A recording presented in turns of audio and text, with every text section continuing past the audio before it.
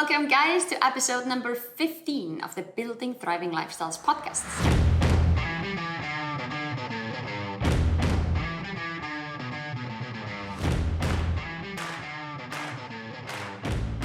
I'm your host, Giladottir, and I love to grow better humans by challenging myself and others. On today's episode, we're going to talk about a very hot topic this Christmas season, and it applies for the rest of the year as well.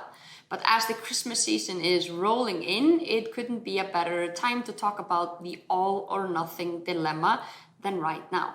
I want you to be able to tackle Christmas calmly with some key focus on your goals and taking some key action so you can better relax, chill, and enjoy the holiday season.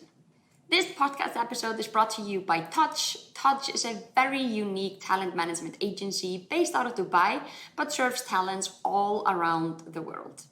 Their mission is to make sure that talents across all industries get paid well for their work. Touch is also very passionate about creating equal opportunities for people of determinations or with disabilities to experiences, fitness, work, and all the rest. You can find more information about Touch by visiting partners on my website at buildingthrivinglifestyles.com. So as we're diving into this topic, just to make sure that we are on the same page when we're talking about all or nothing dilemma, I am talking about the type of mindset that you might recognize in one of these scenarios. You just opened a bag of chips or cookies, and then you decide to finish them all in one setting, even though you told yourself you're just gonna have one cookie or a couple of pieces of chips, but now you're started, you ruined your diet, so you might as well finish the whole thing, so it's not laying around. This might also be you if you go out for burgers with the family and friends, but then because you've ruined your diet by eating a burger, you're just gonna have the fries, the milkshake, and you might even stop for some candy mix on the way home because this day is ruined and you're just gonna start again back tomorrow. This might also be you if you are struggling with doing your full training program this week because the gym is closed for a day, or maybe you just don't have time, so you decide to skip the entire week of training because you can't do it down to the T. Now, this is not ideal because this makes consistency really hard and it makes you kind of like an extreme perfectionist, which is really hard to live up to, especially when life happens. As a fellow perfectionist, I completely get it. I'm also a person that gets massively upset by not doing my best, but I want to kind of help you work around making some of the areas a little bit more gray so that you don't have to be so black and white all the time. Usually what I'll see with people when we've made some of the lines a little bit more gray is they actually get more consistent with their training because they're not so worried about being perfect all the time. So by practicing the 4 steps that we're going to cover today, you are going to learn how to stop beating yourself up. You're gonna start to enjoy food more and be able to have it in a little bit smaller quantities more frequently. You're gonna enjoy social gatherings a little bit more again, because if you have that all or nothing mindset, you might actually be struggling with social gatherings at the moment. You are gonna start having the abilities to think on your feet and make smarter choices for yourself. And then I'm also gonna help you make peace with food and exercise. This is all gonna help you feel less stressed and more calm, especially through the holidays. Look, I know it sounds really dramatic. The list of things that I just listed up is something that you may or may not think at this current moment is completely impossible for you. How could you ever be relaxed around a bag of chips if you're used to polishing it off and just not feeling like you're in control once a bag of chip is open? But the thing is that this all or nothing thing is a sequence of behaviors that happens, and it leads to you feeling like you have no control over what's happening.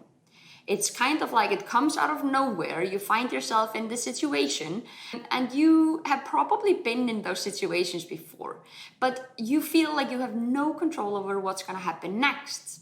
To make a long story short, this all or nothing is actually a habit. And like all habits, it's usually triggered by an automated pattern or a situation that you find yourself in where your brain is triggered by it and goes into some kind of an automated response. Usually in this setting, this could be either food or a social setting, and then something happens. This something that happened may be something that you're more or less in control of. This is a repeating pattern of some thoughts followed by some action, some more thoughts and a little bit more action. Usually afterwards, there is like a short, temporarily brief moment of reward or enjoyment, but then the shitstorms happens. And that's where the negative thoughts roll in, the self-talk that follows afterwards, after you've broken your rules, you've done something that you said that you didn't want to do. And this often leads to you tightening your rules even more and beating yourself up a little bit more about that particular behavior. That then leads to next time you find yourself in any similar situation where chips are on the table, just so we keep using that as an example, then instead of allowing yourself to have one, now that you had one and ate the whole bag, you're just not gonna have any. So you decide you're never gonna have chips again, but 2 weeks later you find yourself in another gathering with another pack of chips on the table. You reach out for that one and then the whole thing repeats itself. And this is because you've tightened the rules so much. That means that it's easier to step off track and it's even easier to repeat the whole pattern all over again. With other words, if this is true for you, then you have a habit of going all in when you break your set of rules. And the best part is that I can help you with this. The truth is that no one ever gained weight from one meal, no one ever gained weight from one extra chip in their budget, no one ever gained weight from one all-healthy meal. And if you're not worried about gaining weight, then no one ever got completely sidetracked by one meal that happens. The problem starts when this is something that is triggered and repeated so often that it starts to have a massive impact on your overall calorie consumption and your behaviors around food. So that means that if you have repeated this quite a lot of times, you may have set up rules for yourself that mean that anytime you touch anything that's not boiled chicken and steamed broccoli and some cooked rice with no salt, then shit hits the fan and you think that you have broken your rules. But these super tight rules are not going to help you anywhere, because all the time we are faced with situations where the food is a little bit less than optimal, but it doesn't mean that it's going to break the bank. Now, we've looked a lot into the negative experience of this. Let's look at the positive things. As we mentioned, this all or nothing mindset, it's a habit and you can change it.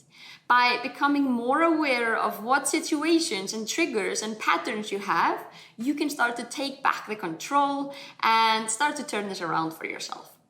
You don't have to go down that route. You can actually get off this all or nothing bus and become less scared of food, of gatherings, and you can start enjoying eating in social setting again. I have created a little workbook for you to start to break this habit. It's based into 4 steps, and I'm gonna guide you through some questions and reflections and some practices where you reflect on the meals that you have problems with, identify your triggers, start to try to replace them with something new, and then start to develop your own sense to be able to think on your feet and take actions in the given situations. You can download this worksheet by signing up to my email list, and you can get started straight away. It's kind of like having me as your coach in your pocket to make sure that we can kind of break this habit. You will find the list to download this workbook below, and I'm really looking forward to seeing you in there.